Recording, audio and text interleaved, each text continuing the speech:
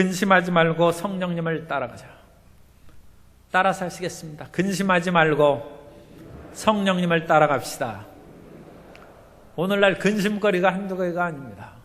자녀들이 학교 수업을 받지 못하고 집에 있으니까 집에 어려운 일이 많고, 또 생활이 어려운 사람들은 온라인이 잘 되지가 않아서 그게 또 용량에 따라서 그래서 저장을 잘 못하고 공부하는데 자주 끊어진다고 합니다. 또 집안 식구들이 다 있으니까 가족들을 돌보는데 가정주부도 힘들고 어렵죠. 나라의 경제가 어려우니까 실업률이 증가되고 많은 중소기업인들이 큰 어려움을 겪고 있습니다. 그런데 예수님께서 어느 날 제자들에게 마지막 고별의 말씀을 합니다. 마가 다락방에 주님께서 말씀하신 것은 고별설화입니다. 마지막 이야기죠. 베드로가 생각하니까 기가 막히죠. 예수님을 믿고 어부의 그 모든 것들을 다 버리고 주님을 따랐는데, 세베대의 아들 야고보와 요한도 배와 아버지를 버리고 예수님을 따랐는데, 다른 모든 제자들도 마찬가지입니다. 이제 예수님께서 하나님 아버지께로 가셔서 너희를 떠난다고 하니까 근심이 태산 같습니다. 그런데 예수님께서 그 제자들에게 너희는 마음에 근심하지 말라고 하십니다. 왜 근심하지 않고 두려움 없이 살라고 주님께서 말씀하신 것입니까? 오늘 우리 성경 말씀을 통하여 근심하지 않고 살아갈 수 있는 그 비결에 대해서 함께 은혜를 나누고자 합니다. 첫째로, 근심을 없애려면 믿는 데가 있어야 됩니다. 사람이 믿는 바가 있고 무엇인가 자기가 감추어둔 그런 든든한 보장이 있으면 근심하지 않는 것입니다. 세상에 많은 사람들이 항상 어려움에 치달려 있어요. 어릴 때는 어릴 때대로, 나이 들면 나이 들대로 항상 근심이 있습니다. 오늘날에는 직장이 어려우니까 감원을 한다고 해서 이 직장인이 고통에 빠져 있고, 또 급여를 받지 못함으로 어려움에 빠지고 있는 것입니다. 청년들은 빨리 취직해서 그야말로 부모님에게 근심을 덜어드리고 자기 결혼도 하고 그래야 되는데 기업이 사람을 뽑는 것을 줄일 수가 있고, 더 나아가서 지금 모든 시험이 다 연기되어 있으니까 그야말로 하루가 일일 여삼추란 말처럼 3년 가는 것처럼 지루하고 힘들고, 지금 공부할 만큼 했는데 또 공부하려니까 지겨운 생각도 들 수 있죠. 그러나 사람은 조금씩 근심하는 것이 건강에는 좋습니다. 역사학자 아놀드 토인비는 적절한 도전에 적절한 응전이 있으므로 문명이 발전했다고 했습니다. 과도한 도전이 다가오면 무너져 버리죠. 그러나 근심 걱정이 전혀 없는 것은 발전하지 못한다는 것입니다. 어느 정도 위기감과 위압감을 주어서 그것을 지탱해 극복할 때 개인도 사회도 발전하고 문명이 형성된다는 것입니다. 그러므로 우리는 약간의 그런 근심 걱정, 우리가 짊어질 수 있는 그런 것들은 필요하지만 너무 근심 걱정하지 말고 마음의 평안함과 담대함을 가져야 됩니다. 춘향전에 보면 이도령이 거지도 그런 상거지가 없는 꼴로 춘향 어머니를 찾아왔어요. 장모, 내가 이제 보고 싶어 왔네 하니까 보니까 이 거지도 이런 거지가 없어요. 그러니까 땅에 주저앉아서 이제 내 딸은 죽었구나 통곡하는데, 이 거지 양반이 그냥 너터로 숨을 얻으면서, 이 100년직의 사위가 왔는데 어찌 이와 같이 땅에 주저앉아 울고 있느냐. 넉살도 좋죠. 할 수 없이 월매 씨가 이제 마지막에 춘향이라도 보게 해야 되겠다고 해서 감옥으로 데려갔는데, 그 옥에서 춘향이 이도령을 보니까 기가 막혀 이제 내 목숨은 끝난 것이죠. 그럼에도 불구하고 어머니에게 시집갈 때 쓰려고 한 그런 그 옷감으로 이 양반 옷이나 하나 깨끗하게 해주시고 사람 꼴 되게 해달라고 그런데도 이도령은 너털 웃음을 웃으면서 도대체 이게 과거의 시험에 떨어져서 실성을 했는지 웃기만 하고 그런. 이도령이 왜 웃습니까? 가슴속에 마패가 있으니까. 마패가 있으니까. 상황을 보니까 기가 막히죠. 분노가 치솟오르고 이 춘향이를 가둬나온 이 나쁜 놈, 그런 생각이 가득하지만 그래도 마패가 있으니까. 아무리 어렵고 참담한 상황에 우리가 갇혀 있다 할지라도 우리의 가슴 속에는 예수 그리스도가 계십니다. 예수님이 계심으로 말미암아 우리는 용기와 담대함을 갖고 살아갈 수가 있는 것입니다. 또한 예수님께서는 친히 말씀하시기를 너희가 이 세상에서 환난을 당하고 그래도 너무 걱정하고 염려하지 말라는 것입니다. 요한복음 16장 33절에 이것을 너희에게 이르는 것은 너희로 내 안에서 평안을 누리게 하려 함이라. 세상에서는 너희가 환난을 당하나 담대하라. 내가 세상을 이겨노라. 우리에게는 영원히 살아계신 예수님이 계시고 주님께서 예비한 집이 있고 주님께서 일마다 때마다 우리를 돌봐 주실 것이기 때문에 우리는 걱정하거나 근심하지 않습니다. 또한 이 세상을 살아갈 때도 예수님께서 하나님 아버지 품으로 간다고 해서 우리를 팽개쳐버린 것이 아닙니다. 예수님께서 제자들에게 집을 남겨준 것도 아니고 돈을 남겨준 것도 아니고 취직을 시켜준 것도 아닙니다. 그런데도 불구하고 살아갈 길을 예수님께서 마련해 주신 줄 믿습니다. 예수님께서 성전에 들어가니까 성전세를 내라고 그래요. 예수님이 돈이 있어야죠. 베드로 보고 바다에 가서 낚시를 들이면 물고기가 한 마리 올라올 텐데 그 속에 한 세겔이 있으니까 너와 나를 위하여 반 세겔씩 성전세를 내라고 했습니다. 아니, 물고기 입에 세겔이 있는 것을 아시는 예수님께서 제자들에게 저 뒷산에 가면 거기에서 금이 1000년 전에 묻어놓은 그런 그 금이 있으니까 그거 캐내어서 너희들끼리 어떻게 생활하고 있으라. 얼마든지 주님께서 가르쳐 주실 수 있는데 주님께서는 그 돈이 숨겨져 있는 것을 가르쳐 주지 않냐고 그냥 근심하지 말라고 했어요. 그러면서 예수님께서 하신 말씀이 내가 길이고 진리고 생명이라는 것입니다. 두 번째, 예수님께서 갈 길이 되심으로 우리는 근심하지 말아야 됩니다. 따라서 하시죠. 예수님께서 길이 되심으로 근심하지 않습니다. 우리가 왜 근심합니까? 갈 길이 안 보이니까 근심하는 거죠. 그런데 예수님이 길이 되신다는 것입니다. 그러므로 우리는 갈 길을 밝히 알고 있는 것입니다. 어떤 공원에서 노인이 울고 있습니다. 공원 지키는 관리인이 빨리 달려가서 왜 울고 계십니까? 어디가 편찮으십니까? 아니, 몸이 건강하고 괜찮다고 합니다. 그러면 가족에 무슨 어려운 일이 생겼습니까? 아닙니다. 아내도 잘 있고 애들도 잘 있고 집안에 키우는 개도 잘 있습니다. 그런데 무엇 때문에 울고 계십니까? 그런데 내가 집에 가는 길을 잃어버렸습니다. 내가 어떻게 집에 가야 될지 알지 못한다고 그래서 울고 있다고 했습니다. 집이 있어도 갈 길을 알지 못하니까 거기에서 울고 있는 것입니다. 세상에 아무리 힘들고 어려워도 길이 보이면 좌절하지 않습니다. 경제적인 어려운 여건이 있어도 그것을 돌파할 수 있는 방법을 알고 있는데 왜 두렵고 걱정하겠습니까? 이 세상에서 하늘이 무너져도 솟아날 구멍이 있다는 말처럼 자기에게 살 길이 있는 그런 사람들은 걱정하지 않습니다. 그런데 예수님이 우리의 길이라는 것입니다.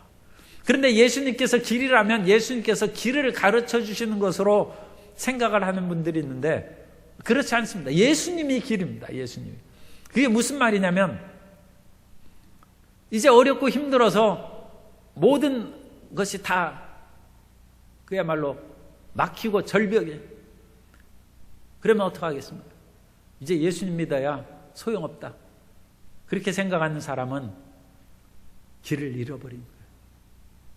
그런데 모든 상황이 다 깜깜절벽이에요. 그런데도 나는 예수님을 믿고 있어요. 그럼 된 것입니다. 아무리 절망 가운데 있어도 예수님을 믿고 예수님을 기다리고 주님을 앙망하는 사람은 그야말로 오리의 안개가 가득하여 갈 길을 모르는 오리무중이죠. 그래도 태양이 떠오르면 호련히 안개가 사라지고 길이 밝게 보이는 것처럼 예수님을 믿고 버티는 것이 살 길인 줄 믿으시기 바랍니다. 그렇게 예수님 상황이 어렵다고 해서 예수님조차 놓아버리면 그건 정말로 이제는 길을 잃어버리는 거예요. 길을 잃어버려요. 예수님을 믿고 살아갔는데 먹고 살기가 힘들다 해서 나쁜 짓을 하고 부정부패하면 그건 어리석은 것입니다. 그건 길을 잃어버린 것입니다. 예수님, 지금 직원들에게 월급을 줘야 되고 삶의 길이 막막하고 그야말로 자본이 다 떨어졌는데 어떡합니까? 그래도 예수님께 기도가 나오고 주님을 의지하는 믿음이 마음속에 있고 성령의 의로하심이 있으면 길 안 놓친 것입니다. 그분에게 지금 길이 있는 것입니다. 잠시 기다리는 것입니다. 참고 인내해야 되는 것입니다. 그런데 그 길을 떨쳐버리고 내가 무슨 수단과 방법을 써서든지 살 길을 열어야 되겠다. 스스로 길을 열어보면 예수님의 원하시는 길이 아니고 자기 인간적인 방법이죠. 그러면 정말로 길을 잃어버리는 것입니다. 공동번역에 예레미야 17장 11절을 읽어드립니다. 이 적나라하게 번역이 됐어요. 부종으로 축제하는 사람은 남이 낳은 알을 품는 자고새와 같아 반생도 못 살아 재산을 털어먹고 결국은 미련한 자로서 생을 마치리라. 반평생도 못 살아서 재산을 털어먹고, 너무 이게 심하게 번역을 한 것 같은 생각도 들고, 그래가지고 미련한 자로서 결국 인생 마친다는 것입니다. 힘들고 어려워도 예수님의 길이 아닌 곳으로 가면 자고새가 나무의 알 품어가지고 새끼 나면 따라가 버리는 것처럼 중년에 그 재산이 떠나가 본다고 했어요. 그런데 제가 공동번역을 읽은 것은 반생도 못 살아 털어먹는다는, 그 필요 없다. 필요 없는 것이 아니라 무익하다는 거예요. 무익하다. 예수님이 길이신 것을 잊지 않기 바랍니다. 예수님만이, 지금 어렵다고 해도 예수님을 믿고 있으면 우리는 지금 제대로 길을 가는 것입니다. 두려워 말고 예수님 믿음으로 그 길을 걸어가시기 바랍니다. 신명기 5장 33절에서도 말씀합니다. 너희 하나님 야훼께서 너희에게 명령하신 모든 이 길도 잡나 모든 길로 행하라. 그리하면 너희가 살 것이요 복이 너희에게 있을 것이며 너희가 차지한 땅에서 너희의 날이 길리라. 예수님께서는 내가 곧 길이라고 말씀하실 뿐만 아니라 예수님 자체가 길이에요. 예수님이 길을 가르쳐 주는 것이 아니라 예수님이 길입니다. 예수님이 진리입니다. 예수님은 아무리 어렵고 힘들어도 참되게 살라는 것입니다. 그것이 우리의 살 길인 줄 믿으시기 바랍니다. 이 진리를 다른 말로 바꾸면 빛입니다. 빛. 그러므로 우리는 어둠에 다니지 말고 빛을 선택하라는 것입니다. 어둠에 해당하는 그 모든 것은 예수님의 길이 아니고 그것은 내일을 보장할 수 없습니다. 요한복음 8장 12절에 예수께서 또 말씀하여 이르시되 나는 세상의 빛이니 나를 따른 자는 어둠에 다니지 아니하고 생명의 빛을 얻으리라. 예수님께서 생명의 빛인 즉 그 빛으로 걸어야지, 빛이 아닌 곳은 잠시 잘 되는 것 같아도 그것은 순식간에 사라져버리고 폭삭망하는 것입니다. 잠언서 14장 11절 이하에 악한 자의 집은 망하겠고 정직한 자의 장막은 흥하리라. 어떤 길은 사람이 보기에 바르나 필경은 사망의 길이니라. 그러므로 우리는 진리대로 어찌 먹고 살 수 있습니까? 그런 생각을 어려울 때는 할 수 있어요. 참되게 어찌 살 수 있겠습니까? 어찌 빛대로 걸어가서 이 거짓이 난무하는 세상 속에 살아갈 수 있겠습니까? 근데 그렇지 않습니다. 진리가 우리를 자유케 합니다. 세상의 거짓과 어둠은 우리에게 일시적으로 좋은 것을 보장해 주는 듯이 생각할지라도 그것은 우리를 결박하는 것입니다. 사람이 아무리 눈앞에 먹을 것이 있고 탐욕이 난다 해서 그걸 자기 것으로 취하면 그 사람 자유를 얻는 것이 아니라 결박당해서 옥에 갇히지 않습니까? 진리가 자유케 하는 것입니다. 요한복음 8장 32절에 진리를 알지니 진리가 너희를 자유롭게 하리라. 연세대학교 보건과학대학 작업치료학과에 김종배 교수님이 계신데, 이분이 지체 1급 장애인입니다. 그분이 건강했어요. 아주 지리산도 종주를 몇 번이나 하고 건강한 산악인이고, 많은 친구들과 어울려 살면서 대학을 졸업하고 연세대를 졸업하면서 자기는 연세대 교수가 되어야 되겠다는 꿈을 가지고 카이스트 대학원에 진학을 했습니다. 그런데 어느 날 대학원 다니다가 친구 집에서 옥탑방에 놀러 갔는데 거기에서 어쩌다 잘못해서 떨어졌어요. 그래서 3m 밑으로 떨어져 가지고 목뼈를 다쳤어요. 하반신 마비가 됐습니다. 그 건강한 아들이 집에 와서 부모가 대소변을 받아내는 그런 처참한 상황이 됐어요. 아무도 만나지 않고 거기를 왔는데 팔은 조금 움직였답니다.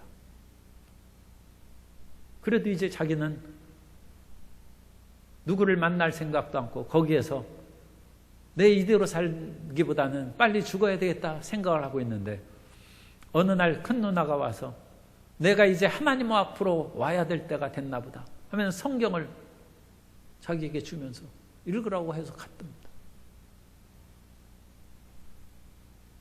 눈은 멀쩡하죠. 그러니까 그 어려운 손가락을 움직이면서 성경을 읽기 시작했는데, 어느 날 성경을 읽을 때 마음에 빛이 찬란하게 쫙 들어오면서 자기 마음에 얽매였던 그런 모든 사슬이 끊어지는 체험을 했는데, 그 말씀이 요한복음 8장 32절입니다. 진리를 알지니 진리가 너희를 자유롭게 하리라. 그 말씀을 읽을 때 마음의 어두움이 사라지고 자유함을 얻고, 사실 사람이 마음이 결박되는 것이 더 무서운 것입니다. 지금 이 김종배 교수님은 이 옛날에 몸이 지금 결박되어서 마음을 죽이고 있죠. 그런데 실상은 마음을 치료하는 것이 급선무인 것이죠. 그래서 마음이 밝아졌어요. 자유함을 얻었어요. 몸은 안 나왔어요.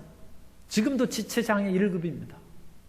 그런데 그때부터 나는 살아야 되겠다는 생각이 들면서 성경을 읽기 시작하고 찬송하고, 또 친구들에게 전화를 했어요.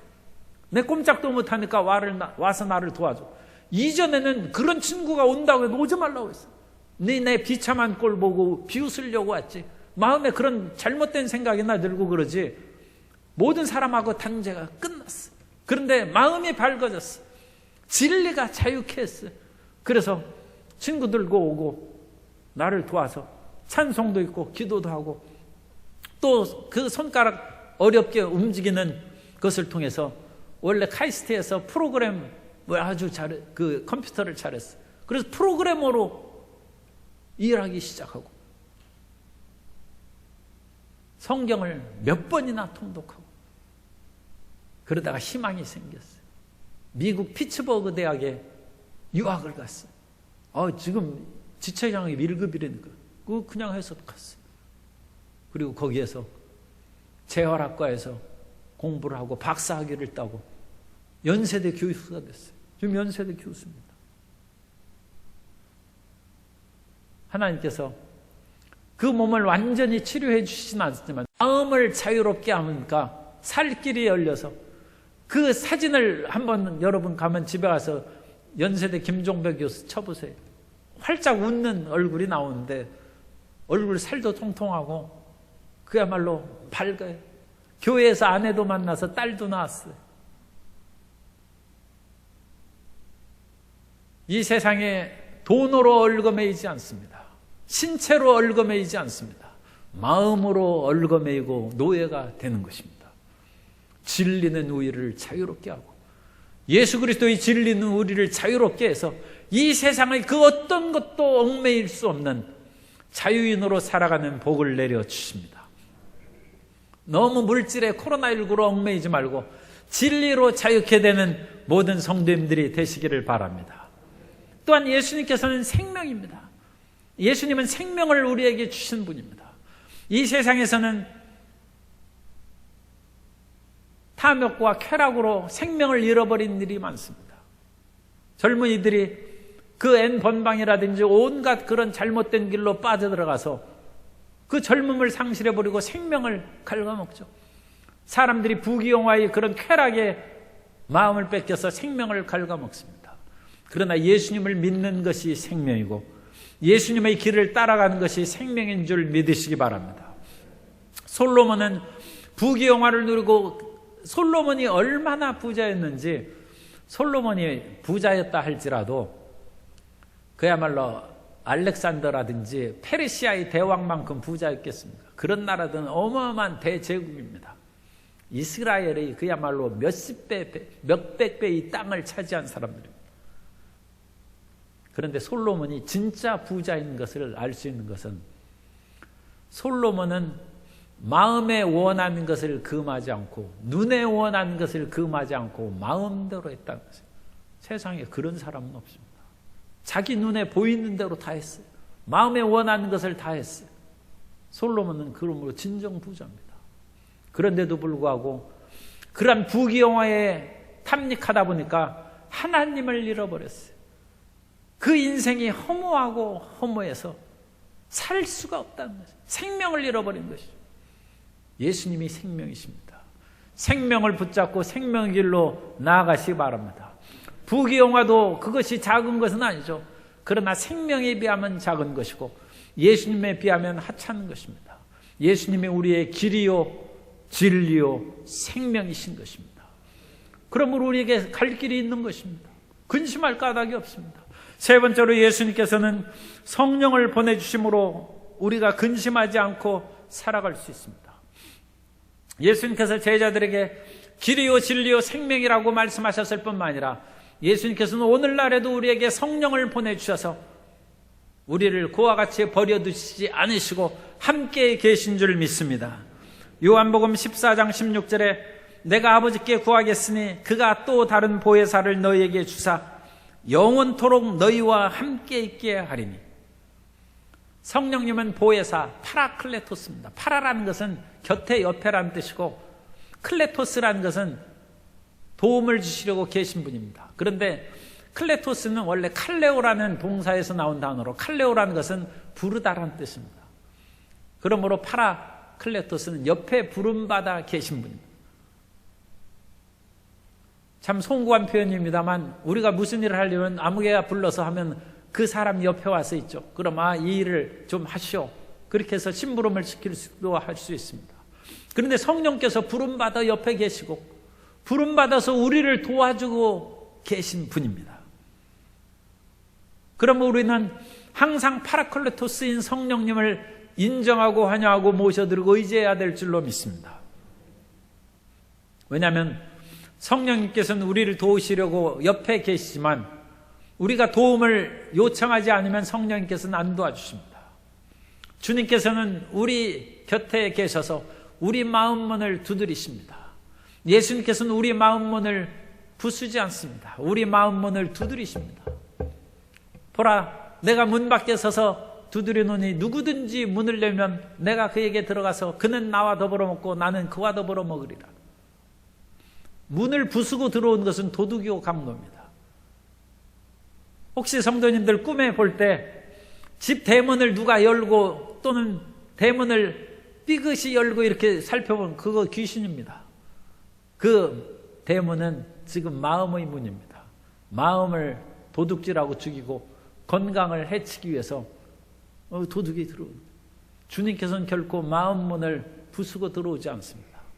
그러므로 주님께서는 우리가 능동적으로 성령님을 인정하고 환영하고 모셔드리고 의지하면서 문을 열기를 기다리시는 것이지, 우리가 성령님 앞에 두고도 아무 일도 안 하고 내 식대로 내 방식대로 살아가면 도움 못 받습니다.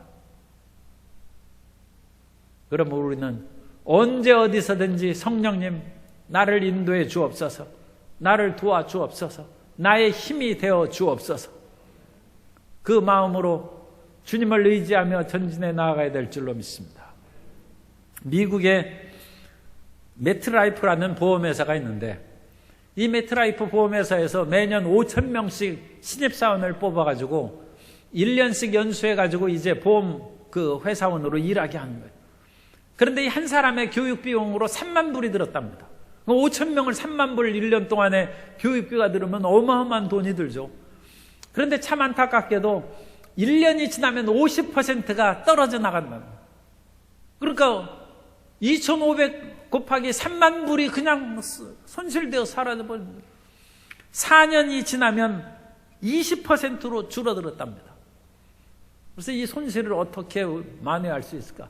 밖에 나가서 벌어오는 것보다 정말 교육비하고 투자하고 그런 것이 손실이 너무 크니까 그것을 전문가들하고 상의했어요.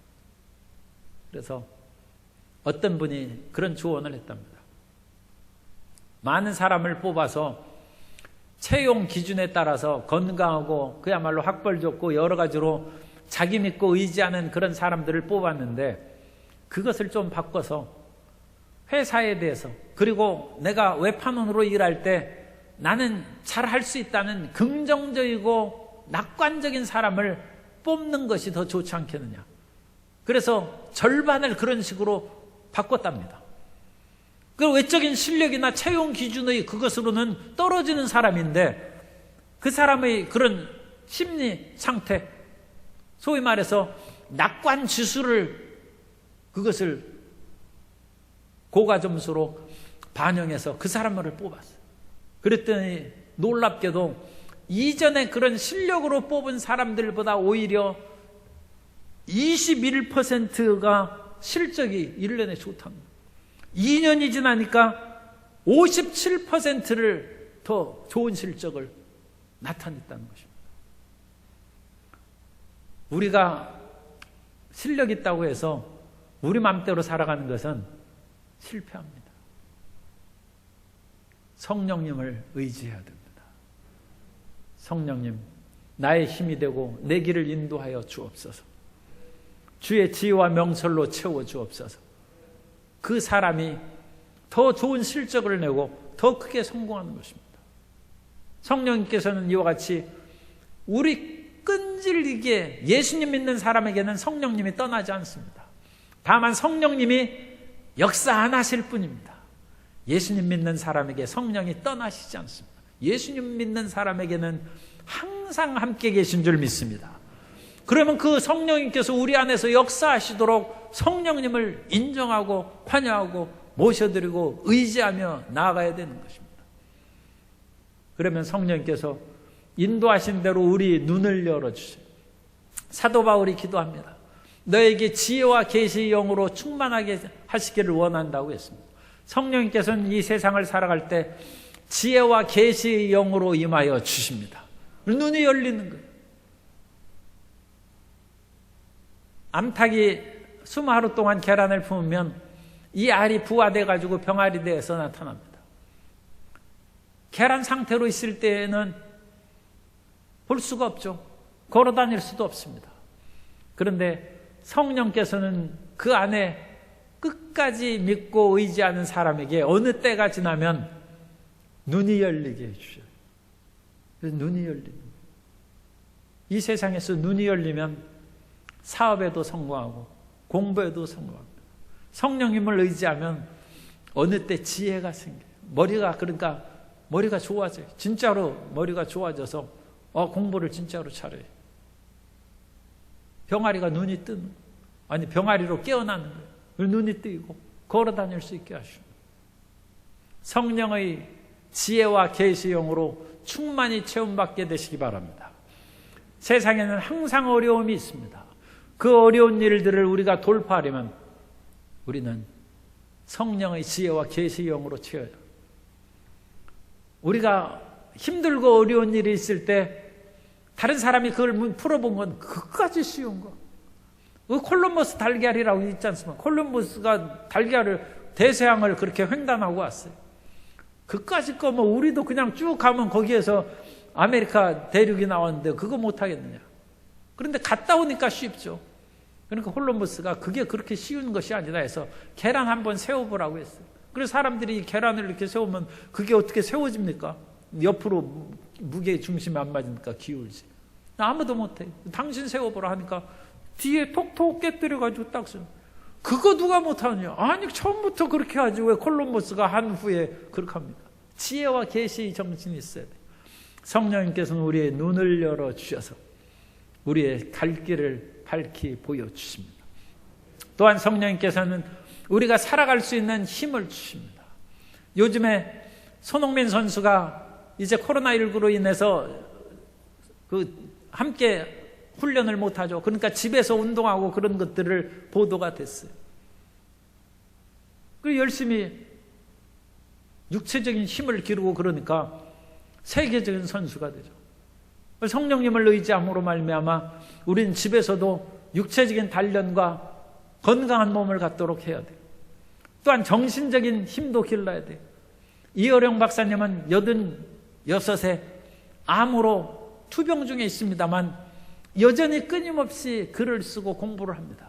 컴퓨터를 8대를 놔두고 끊임없이 온 정보를 검색하고 정신적인 연단과 훈련을 아끼지 않습니다. 그것도 필요한 것입니다. 더 나아가서 성령님께서 주시는 영적인 힘을 공급받아야 됩니다. 영적인 힘은 인내력이고 영적인 힘은 담대함이고 영적인 힘은 용기입니다. 기도도 30분 못하면 이 세상에서 어떻게 인내심을 갖다고 하겠어요? 그리고 기도로 30분, 1시간을 하는. 기도하면 영적인 힘이 생기는데. 요즘에는 이제 그런 말씀을 하기가 좀 어렵습니다만 금식을 3일, 일주일 하는 것이 예전엔 많이 있었는데 그렇게 한 사람이 사업에도 성공합니다. 내가 밥도 일주일을 굶었는데 이거 못하겠네. 그런데 나이가 50 넘으신 분은 금식 안 하는 것이 좋습니다. 몸에 상할 수가 있어요. 어쨌든 간에 기도하고 금식하고 말씀을 읽고 말씀을 10분도 못 읽는데 다른 사람이 그런 어떤 방법을 얘기해 줄 때 그걸 경청하고 자세히 들을 수 있겠습니까? 하나님 말씀도 듣지 않았는데 어떤 CEO가 얘기해서 그 말을 그야말로 경청해서 듣겠습니까? 그리고 사람의 말은 듣고 하나님 말씀은 안 듣고 그것도 큰 문제죠. 영적인 힘은 말씀을 읽는 힘, 따라서세요. 영적인 힘은 말씀을 읽는 힘입니다. 기도하는 힘입니다. 금식하는 힘입니다. 찬송하는 힘입니다. 찬송을 30분, 1시간 하는 사람은 배짱이 생겨요. 그래서 이 세상을 이기는 것입니다. 성령님께서는 우리를 인도하실 뿐만 아니라 우리에게 힘을 주셔서 갈 길을 밝히 보여주시는 것입니다. 그리고 성령님께서는 어느 정도 큰 사람은 이제 네 맘대로 가라고 합니다. 그 길을 갈 때 두려워 말고 가시면 됩니다. 초등학교 1학년 들어갈 때는 엄마가 손을 잡고 학교에 이끌어주죠. 2학년 때도 그러면 안 되죠. 그럴 수도 있어요. 그런데 3학년 때도 그러면 곤란하죠. 중학교 들어갔는데 엄마가 손잡고 가지 아니하면 나 학교 안 갈래. 그러면 큰 문제죠. 어릴 때는 성령께서 우리 손을 붙잡고 이끌어 주십니다. 그런데 신앙생활을 3년, 5년, 10년 한 사람이 여전히 성령님 내 손 붙잡고 이 세상을 사업하면서 공부하면서 가게 해 주십시오. 그러면 성령님께서 염려 말고 가라고 합니다. 내가 너를 함께하고 너를 뒤에서 뒷바라지 다 보고 있으니까 가라고 합니다. 너무 두려워 말고 담대히 전진하시기 바랍니다. 성령님과 더불어 10년을 살았으면 이제 중학생인데 엄마 손 붙잡고 학교 가면 안 되죠. 믿음으로 전진하면 길이 열립니다. 믿음으로 제사장이 요단강물을 밟음에 그때서야 물이 끊어졌습니다. 믿음으로 전진하면 앞길이 열리는 것입니다. 두려워 말고 근심하지 말고 성령님을 따라가시기 바랍니다. 두려워 말고 근심하지 말고 예수님이 길이 되시고 진리가 되시고 생명이신 것을 굳게 믿고 예수님이 보내주신 성령님을 인정하고 환영하고 모셔드리고 의지할 뿐만 아니라 성령의 지혜와 명철로 눈이 열리고 성령께서 공급하신 힘을 갖고 담대히 전진하면 우리도 살고 우리로 말미암아 이웃을 유익하게 하는 복된 삶을 살 것입니다. 그 아름다운 삶이 우리 모든 성도님의 삶 가운데 전개되시기를 예수님 이름으로 축원합니다.